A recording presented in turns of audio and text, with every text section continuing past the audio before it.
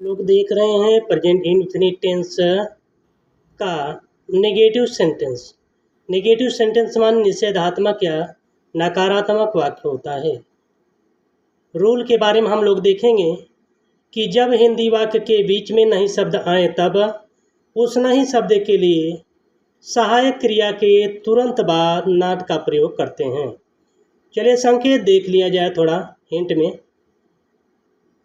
पहला संकेत आपका है ही, सी, इट या नेम के साथ हम डज नॉट का प्रयोग करते हैं। आई, वी, यू, दे के साथ डू नॉट का प्रयोग करते हैं। सूत्र के बारे में हम लोग देखेंगे। सबसे पहले सब्जेक्ट, इसके बाद डज बटा डू। डज का प्रयोग हम यानी इनके साथ, इसके बाद डू का प्रयोग हम इनके साथ करते हैं। इसके बाद सहायक क्रिया के तुरंत बाद नॉट का प्रयोग करते हैं और वर्ब की फर्स्ट फॉर्म फिर लास्ट में ऑब्जेक्ट लिखते हैं। चलिए हम लोग एग्जाम्पल के बारे में थोड़ा देखेंगे कि राम सड़क पर नहीं दौड़ता है। तो हिंदी चाहे जो भी हो, सबसे पहले हमें देखना है कर्ता कर्म क्रिया क्या क्या दिया गया है, क्या नहीं दिया गया है। तो देखिए हम लोग देख रहे हैं, सबसे पहले यहाँ राम लिया है, तो राम करता है, सड़क पर कर्म है, दौड़ता है क्रिया है। तो सूत्र के हिसाब से मान हम रखने चल रहे हैं।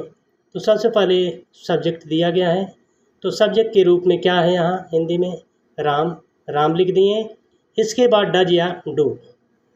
तो डज या डू लिखने से पहले हमें देखना है कर्ता क्या है। यहाँ पर राम दिया गया है यानी किसी का नाम, तो कौन सी सहायक क्रिया आएगी, डज। तो डज का प्रयोग कर दिए हम।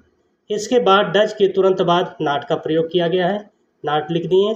इसके बाद वर्ब की फर्स्ट फॉर्म, तो वर्ब माने क्रिया हिंदी में क्या है, दौड़ना, तो रन लिख दिए। इसके बाद सड़क पर ये क्या है आपका कर्म, और सूत्र में भी वही कह रहा है कर्म लिखने के लिए, तो ऑन द रोड लिख दिए, वाक्य पूरा हो गया। तो अगले उदाहरण में आप लोग बताइएगा कि तुम नदी में नहीं नहाते हो। तो कर्ता कर्म क्रिया तीनों चीज़ दिया गया है। यू माने तुम या आप, इन माने में या अंदर, रिवर माने नदी, बाथ माने नहाना। तो आप लोग सूत्र के हिसाब से मान रख कर बताइएगा। धन्यवाद।